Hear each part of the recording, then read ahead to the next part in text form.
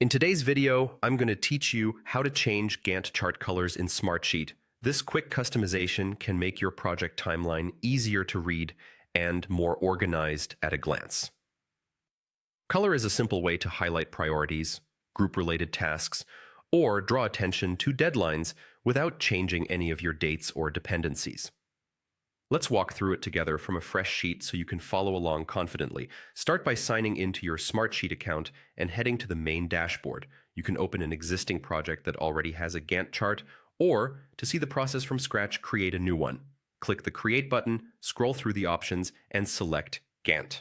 Smartsheet will open a new sheet prepped for timeline work. When your sheet loads, you might notice the Gantt chart isn't fully visible on the right side yet. That's normal. Move your mouse to the vertical divider between the grid and the chart. When your cursor changes to a double-sided arrow, click and drag the divider to the left.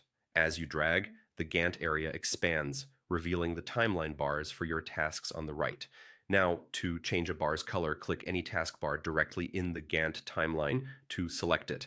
Then right-click on that bar to open the context menu. Look for the color option in the menu. When you click it, you'll see a palette you can choose from. Pick the color you want, and you'll see the bar update instantly.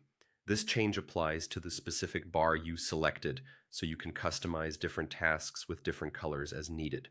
If you don't see the color option, make sure you right-clicked on the bar itself and not in empty timeline space or the grid.